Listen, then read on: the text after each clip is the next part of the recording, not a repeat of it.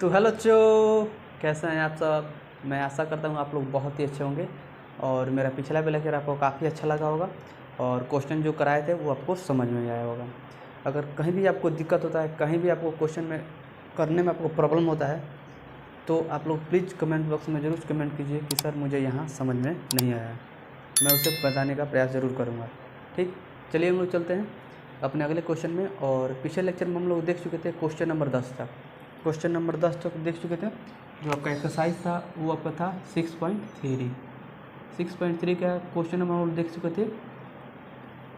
Question number देख चुके थे हम लोग 10 तक, और यहाँ पर हम लोग देखेंगे 11 नंबर क्वेश्चन।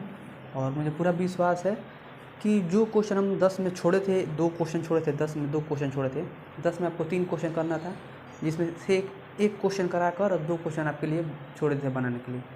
तो वो काफ़ी हद तक आपको समझा भी दिए थे, उसके बाद छोड़े थे। तो मुझे पूरा विश्वास है कि वो क्वेश्चन को आप लोग ईजिली वे में कर लिए होंगे। चलिए हम लोग चलते हैं 11 नंबर क्वेश्चन देखते हैं, जो काफ़ी ईजी है, काफ़ी मज़ा भी आएगा। कितना बार बहुत बार हम बता चुके हैं कि आपको आना चाहिए क्या, डायग्राम ज़्यादा से ज़्यादा आना चाहिए। अगर डायग्राम आप समझ जाते हैं, चित्र जो है वो समझ जाते हैं, तो क्वेश्चन को ईजिली वे में कर ले जाएंगे। मैं क्वेश्चन को नोट डाउन कर लिया हूँ कॉपी में, और देखते हैं 11 नंबर क्वेश्चन क्या कहता है। 11 नंबर क्वेश्चन यही है कि आकृति 6.40 में ए बी बराबर ए सी, जो ए बी भुजा है ए सी के भुजा के बराबर है, और एक समद्विबाहु त्रिभुज ए बी सी की बढ़ाई भुजा, जो ए बी सी त्रिभुज है वह समद्विबाहु त्रिभुज है। अब आता है कि समद्विबाहु त्रिभुज किसे कहते हैं। तो समद्विबाहु त्रिभुज किसे कहते हैं, तो एक मिनट देखिए, बहुत सारे बच्चे रटते हैं त्रिभुज या आप समद्विबाहु त्रिभुज, विषमबाहु त्रिभुज। देखिए यहाँ को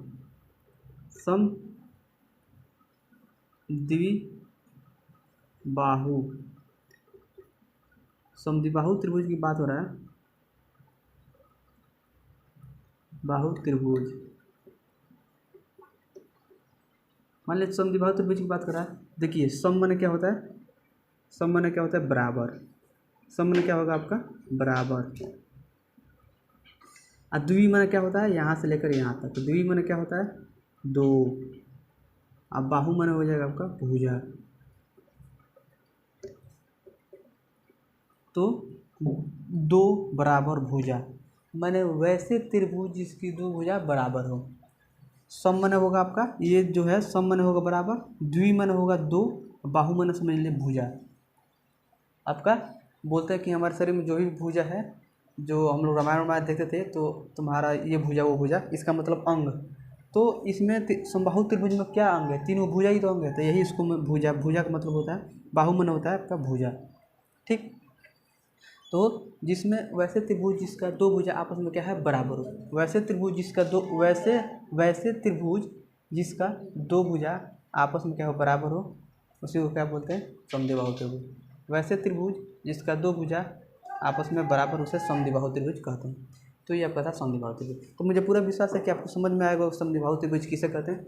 चलिए क्वेश्चन को आगे तक करते हैं। देखिए समद्विबाहु त्रिभुज बताने का कारण यह था कि इसमें उसी के थ्रू से क्वेश्चन को हल करना है। ठीक, तो ए बी सी समद्विबाहु त्रिभुज है, और त्रिभुज ए बी सी की भुजा बढ़ाई भुजा सी डी। एक त्रिभुज लेना है ए बी सी, और उसकी भुजा को सी डी को हमको बढ़ाना है।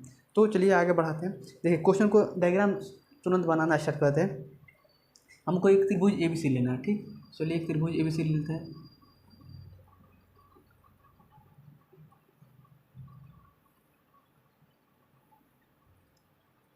ए बी सी, ठीक, यहाँ पर ए बी सी एक त्रिभुज ले लिया।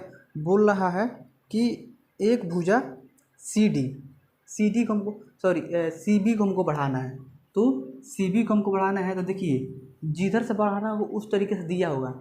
देखिए सी से बी की ओर बढ़ाना है, ये नहीं कि बी से सी की ओर बढ़ना है, सी से बी की ओर बढ़ना है। आप डायग्राम में भी देख सकते हैं, जो आपका आकृति है दिया है 6.40 में भी देख सकते हैं।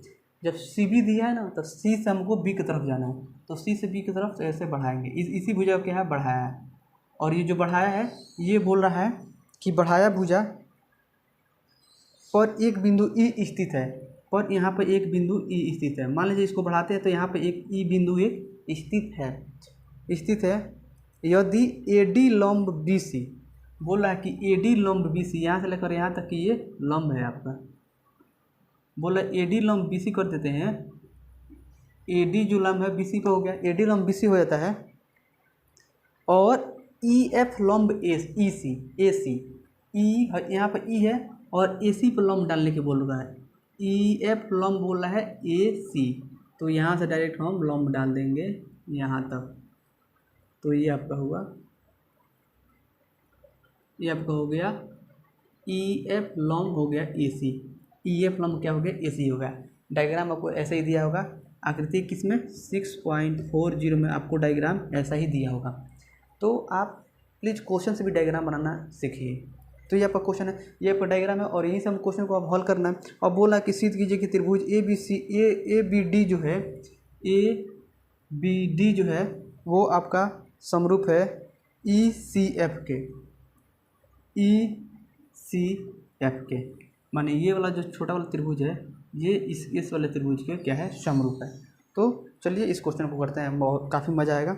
एक बार लिखते हैं, हमको सिद्ध क्या करना है, 11 नंबर क्वेश्चन हमको सिद्ध करना है,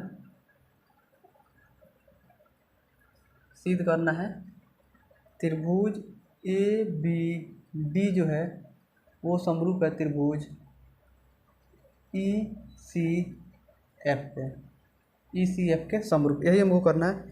तो जब ये जानते हैं कि ऐसा जब करना होता है तो हम आसानी से क्वेश्चन कर ले जाएंगे। अब देखिए, अब आपको ये है, अब आप जानते हैं कि चूंकि हल में हमको दिया हुआ क्या चीज़ है, ये भी आपको यहाँ पर हमको दिया हुआ हम सबसे पहले करते हैं, ये हमको सिद्ध करना है, ठीक। दिया हुआ में क्या है कि बोल रहा था जो AB भुजा है, AB जो भुजा है वो आपको AC के बराबर है, AC के बराबर है। और वहाँ पर ये भी कह रहा था कि यह जो त्रिभुज ABC है ना वो आपको क्या है, समद्विबाहु त्रिभुज, क्या है, समद्विबाहु त्रिभुज। यहाँ पे लिख देंगे समद्विबाहु त्रिभुज, समद्विबाहु त्रिभुज। अब समद्विबाहु त्रिभुज बोल रहा है तो त्रिभुज, जब समद्विबाहु त्रिभुज बोल रहा है तो इसका मतलब क्या कि इसका कोई दो भुज आपस में क्या होंगे, बराबर होंगे। जब कोई दो भुज आपस में बराबर होंगे, देखिए AB भुजा को AC के बराबर कर दिया, AB जो भुजा है AC के बराबर, भुजा के बराबर कर दिया, जिससे पता चला कि ये समद्विबाहु त्रिभुज है। तो यहाँ से देखना कि A इसमें भी है इसमें भी है, तो ये तो बराबर है, तो यहाँ पर लिख लेंगे कोण B बराबर कोण C, इसको मान लेंगे इक्वेशन 1। देखिए AB भुजा BC के बराबर है, तो ये जो कोण होगा AB जो होगा कोण C के बराबर होगा, कोण B जो होगा वो कोण C के बराबर हो जाएगा, ठीक, क्योंकि कोण ये दोनों में आ रहा है, ठीक। तो यहाँ पर ये आपके यहाँ से पता चलता है कि ये समद्विबाहु त्रिभुज है, ठीक। अब यहाँ से हमको क्या हमको सिद्ध करना था, यही हमको सिद्ध करना है। और एक चीज़ अगर इसमें देखेंगे तो एक चीज़ और है, इस दोनों इसमें देखेंगे तो यहाँ पर लिखेंगे ये जो D है कितना डिग्री का कोण बना रहा है, 90 डिग्री का, ठीक। और यहाँ पर जो F है ये भी आपका क्या होगा, 90 डिग्री का कोण बना रहा है, ठीक। देखिए यह जो F है यहाँ पर भी 90 डिग्री का कोण बना रहा है, लेकिन इस वाले यहाँ पर इसलिए लेकर नहीं चल रहा है क्योंकि हमको निचला वाला त्रिभुज में बात करना है, ये वाला त्रिभुज में बात करना है, EFC में बात करना है, इसीलिए नीचे वाले को बात लेके चलेंगे, ठीक। उसको वैसे भी हम लिख दिए हैं। चलिए अब यहाँ से देख रहे हैं कि कोण D है वह कोण F के क्या है, बराबर है। और ये क्यों बराबर है, क्योंकि ये 90 डिग्री का एंगल बना रहा है। क्यों बराबर है यहाँ, क्योंकि ये 90 डिग्री का एंगल बना रहा है। और इसको मान लेंगे इक्वेशन 2, और जब इसकी इक्वेशन 2 मान लेंगे, अब जानते हैं कि जो भी त्रिभुज को हमको सिद्ध करना होता है, दोनों त्रिभुज को समरूप करना होता है, उसी त्रिभुज में हम लोग बात करते हैं। तो यहाँ पर लिखते हैं कि त्रिभुज ABD व त्रिभुज ECF में, इसी त्रिभुज में चलेंगे। और जब इस त्रिभुज में चलेंगे तो यहाँ से देख रहे हैं कि कोण B जो है, कोण जो B है वो कोण C के बराबर है। तो यहाँ पर लिखेंगे चूँकि कोण B बराबर कोण C, ये क्या है आपको दिया हुआ में, दिया हुआ, या इक्वेशन 1 से ले लेंगे, इक्वेशन 1, इस समीकरण 1 से भी या दिया हुआ से ले सकते हैं, ठीक। ये आपको यहाँ तक ये तीनों चीज़ आपको दिया हुआ है, या यहाँ पर डायरेक्ट लिख सकते हैं इक्वेशन 1 से, ठीक। अब ये हो गया। और इसमें आपको जो है यहाँ पर कोण जो D है वो भी 90 है, और यहाँ पर जो F है ये भी 90 है, तो लिखेंगे कोण D बराबर कोण F 90 डिग्री, समीकरण 2 से। अब देख रहे हैं कि हम जानते हैं कि किसी भी दो त्रिभुज में अगर दो कोण को बराबर कर देते हैं, दो एंगल को बराबर कर देते हैं, तभी वो दोनों त्रिभुज क्या हो जाएगा, समरूप हो जाएगा। तो आप देख रहे हैं कि यहाँ पर इसके दो कोण को हम क्या किए, बराबर कर दिए। तो यहाँ पर लिखेंगे A से त्रिभुज ABD समरूप त्रिभुज ECF यहाँ से हम लोग सिद्ध कर दिए। तो यही हमको सिद्ध करना था। मुझे पूरा विश्वास है कि क्वेश्चन आपको काफ़ी अच्छा लगा होगा और काफ़ी समझ में आया होगा। चलिए अगला क्वेश्चन देखते हैं और इसको आप लोग नोट डाउन कर लीजिए, स्क्रीनशॉट ले लीजिए और मैं इसे मिटा देता हूँ। इसको आप लोग मत इसी कीजिएगा, ये हम बता रहे से समद्विबाहु त्रिभुज किसे कहते हैं, तो आप लोग यहाँ तक नोट कीजिएगा, यहाँ तक, ठीक। ये रहा आपका। चलिए मुझे पूरा विश्वास है, आप लोग स्क्रीनशॉट ले लीजिए, इसको मैं मिटा दे रहा हूँ। अब देखते हैं आगे क्वेश्चन। अगला भी क्वेश्चन काफ़ी ईजी है, काफ़ी करने में मज़ा भी आएगा, बस आपको समझना है। उसका भी आपको डायग्राम दे दिया है, आकृति दे दिया है, लेकिन हम क्या करेंगे, डायग्राम खुद क्वेश्चन से पढ़ कर बनाएंगे, क्योंकि क्वेश्चन से पढ़ कर बनाने में क्या होगा कि आपको ज़्यादा से ज़्यादा समझ में आएगा। चलिए हम लोग देख लेते हैं क्वेश्चन क्या कर रहे हैं। जो आपका 12 नंबर क्वेश्चन है, इसका जो 12 नंबर क्वेश्चन है, 12 नंबर क्वेश्चन क्या कर रहा है कि एक त्रिभुज ABC की भुजाएं AB और BC, एक त्रिभुज ABC है जिसका दो भुजाएं AB और BC तथा माध्यिका जो है AD है। माध्यिका का मतलब क्या होता है, जो लंब पड़ता है दोनों के बीच में होता है। माध्यिका का मतलब क्या होगा, दोनों के बीच में जो होगा उसी को माध्यिका बोलते हैं। तो आप जानते हैं कि त्रिभुज ABC में आपका A तो है, आप जानते हैं कि त्रिभुज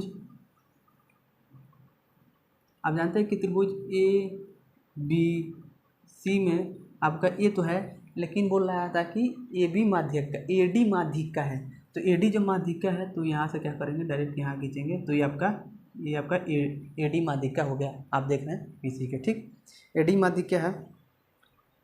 और अन्य एक और त्रिभुज है जिसमें PQR है, एक और त्रिभुज क्या है, PQR है, ठीक। एक और त्रिभुज यहाँ पर क्या है, PQR है, PQR है। अब इसका भी क्या होगा कि PQ जो भुजा होगा वो दो भुजाएं हो गए, PQ और PR, इसमें दिया होगा आगे, जिसका त्रिभुज PQR में भुजाएं क्रमशः भुजाएं PQ और QR जो है वो माध्यिका है PM के। तो आप देख रहे हैं कि P यहाँ पर, M यहाँ, इसका मतलब यहाँ पर आ जाएगा। तो आपको डायग्राम ऐसा ही दिया होगा, ऐसा ही आपको दिया होगा कि समानुपाती है। क्या कह रहा है, समानुपाती है। अब कितना मजेदार है कि बोल रहा है कि त्रिभुज ABC के भुजा में AD माध्यिका है और त्रिभुज PQR के त्रिभुज में आपको PM माध्यिका है, और ये दोनों त्रिभुज जो है आपस में क्या है, समानुपाती है। अब समानुपाती का मतलब क्या होता है, एक ही अनुपात में होना चाहिए, जिसका भुजा क्या है, हम लोग आसानी से इस दोनों त्रिभुज से हम लोग क्या करेंगे, किसी भी भुजा को एक अनुपात में हम आसानी से कर सकते हैं, क्योंकि ये समानुपाती है। आपको पहले बता दिया, जब समानुपाती है तो हमको सिद्ध करना है कि त्रिभुज ABC जो होगा त्रिभुज PQR के समरूप होगा। ये पूरा वाला त्रिभुज इस वाले त्रिभुज के समरूप होगा।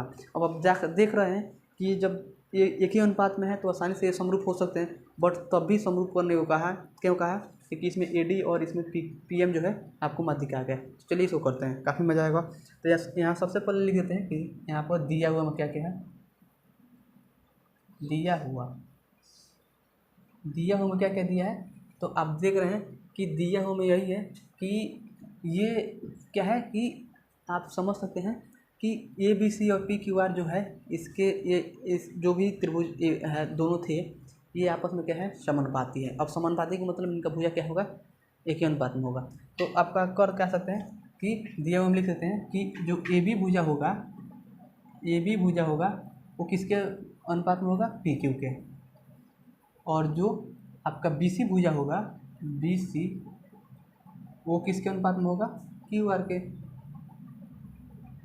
और जो आपका AD होगा वो आपको किसके अनुपात में होगा, PM के। अब आप सोच रहे हैं कि AD बटा PM क्यों ले लिए, आप AC बटा PQ भी ले सकते हैं, इसके बराबर में कर सकते हैं, ठीक। तो जैसे कोई तीनों भुजा के अनुपात में करना होता है। अब देखिए हम इस त्रिभुज में और जानते हैं कि ABD को समरूप कर देंगे और PQM को समरूप कर देंगे तो हमारा ACD भी समरूप हो जाएगा और PQM भी समरूप। तो क्यों समरूप हो जाएगा, क्योंकि जानते हैं कि ये जो भुजा है और M जो भुजा है ये दोनों के माध्यिका है। तो इधर वाला जब बराबर हो जाएगा, समरूप कर देंगे तो इधर वाला अपने खुद से बराबर हो जाएगा, इसलिए हम लोग इस वाले त्रिभुज में बात करेंगे। चलिए यहाँ से ये आपको क्या है, दिया हुआ है। अब चलते हैं हम लोग क्वेश्चन को करते हैं। तो जब क्वेश्चन को करेंगे तो यहाँ पर आपको देख रहे हैं कि जो ये आपका जो हमें यहाँ से पूछे कि आपको अगर इस वाले त्रिभुज में बात कर रहे हैं, ये वाला त्रिभुज हम लेकर चल रहे हैं, ठीक, और इसमें ये वाला कलई कर दिए। तो अब सिंपल में आपसे पूछें कि डी बराबर क्या होगा। हम आपसे पूछे कि बी डी बराबर क्या होगा, तो देखिए यहाँ पर जब हम बी डी बराबर लिखेंगे, बी डी बराबर लिखेंगे तो पूछेंगे कि बी डी बराबर होगा क्या, तो आप लोग क्या बोलेंगे, डी सी बटा टू। डी सी बटा टू कैसे हो गया, देखिए आप जानते हैं कि जो डी सी है इसका दुगुना ये है, चाहे बी डी का दुगुना डी सी है। तो आप जब जानते हैं कि यहाँ से जब दुगुना है, ये जो डी सी है इसके दुगुना है, तो इतना जब हमको ज्ञात करना है तो ये वाला क्या करेंगे, इसके नीचे से भाग दे देंगे, तभी तो जाकर हमारा वैल्यू निकलेगा ना। देखिए हमको डी सी चाहिए, डी सी चाहिए और हमको बी डी चाहिए, हमको डी सी मान लीजिए यहाँ पर है, तो हम लोग डी सी बराबर क्या लिख सकते हैं, टू लिख सकते हैं, ये हमारा हो गया। और यहाँ से हम क्यू एम बोले, चूँकि क्यू एम बराबर हो जाएगा आपका एम आर बटा टू, ठीक, क्योंकि ये जो है इसके बराबर है, तो हमको इसका वैल्यू चाहिए, तो क्या करेंगे कि इसमें से हम इस पूरे, जब दो है एक ये मिलकर दो, तो दोनों से भाग दे देंगे तो हमारा एक का वैल्यू निकल जाएगा, ठीक। ये आपका एक है मान लीजिए, ठीक, और ये आपका एक है, हमको एक का वैल्यू चाहिए, ये दिया नहीं है लेकिन मान लीजिए, ठीक, एक का वैल्यू चाहिए, तो ये जो एक है ये एक से नीचे ले भाग दे देंगे, क्योंकि जानते हैं कि एक का मतलब क्या हो जाएगा, दो हो जाएगा, और पूरा का वैल्यू दो है तो दो से ले जाकर नीचे भाग दे देंगे, तो हमारा इसका वैल्यू पता चल जाएगा, ठीक। इसको मैं मिटा देता हूँ, ये आपका हो गया, इसको ये आपका यहाँ तक दिया हुआ है। अब हम लोग चल रहे हैं किसमें, त्रिभुज ए बी डी में। चलिए, चूँकि त्रिभुज ए बी डी व त्रिभुज पी क्यू एम में जब इसमें चल रहे हैं, तो अब जब जान रहे हैं कि जब ये त्रिभुज का आपस में समरूप है, तो यहाँ पर लिख देंगे, चूँकि ये वाला भुजा लेंगे ए बी बराबर पी क्यू, और एक और भुजा क्या लेंगे, बी सी, यहाँ पर जो है आपका बी सी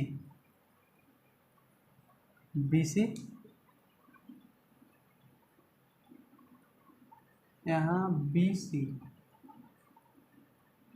सी बराबर क्या हो जाएगा, बी डी, यहाँ पर ये वाला भुजा लेंगे, सॉरी एक भुजा बी सी है, जब ये त्रिभुज में बात कर रहे थे, ए बी जो हैगा पी क्यू के बराबर हो गया, ठीक, ये हो गया, और बी सी जो होगा, बी सी जो होगा क्यू आर के बराबर है, तो बी सी, तो देखिए बी सी की जगह क्या लिख सकते हैं, यहाँ पर निकाले थे, ये आपको लिख सकते हैं डी सी बाई टू, यहाँ पर डी सी बाई टू, और बटा क्यू आर का आप लिख सकते हैं यहाँ पर ये एम आर बटा टू बराबर ए डी बटा पी एम, ठीक। अब यहाँ पर ए बी बटा पी क्यू, देखिए, और यहाँ पर हम लोग इसको क्या लिख सकते हैं, इस वाले पार्ट को, ये वाला पार्ट को हम लिख सकते हैं बी डी, तो बी डी बटा ये वाला पार्ट को लिख सकते हैं क्या हम लोग, क्यू एम, तो बटा क्यू एम बराबर होगा ए डी बटा पी एम के।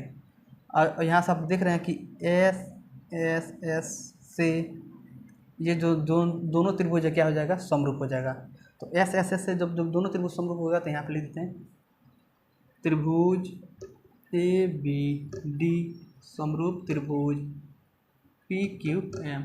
जब ये दोनों त्रिभुज समरूप होगा तो इससे कोई दो भुजा को हम ले लेंगे, तो हम लोग ए बी को ले लें, ए बी बटा पी क्यू, और यहाँ पर कोई दो भुजा ले लेंगे, तो बी सी बटा हम क्यू आर ले लेते हैं, ठीक, दो भुजा ले लें, ठीक, तो यहाँ से दो भुजा ले लिए, और ये यहाँ से लिए, जब ये दोनों त्रिभुज समरूप है, जब ये वाला त्रिभुज इसके समरूप है, तो यहाँ से ये हो जाएगा, और आप देख रहे हैं कि कोण जो, जब कोई भी दो त्रिभुज आपस में समरूप होता है, तो उसका कोई भी भुजा को एक अनुपात में कर सकते हैं, या किसी भी एंगल को हम लोग क्या करते हैं, उसके बराबर कर सकते हैं। तो जो कोण बी है, कोण हम लोग क्यू के बराबर कर देंगे, तो कोण बी बराबर कोण क्यू, इसको मान लेंगे इक्वेशन वन, यहाँ पर भी लिख देंगे इक्वेशन वन से, और यहाँ पर भी लिख देंगे इक्वेशन वन से।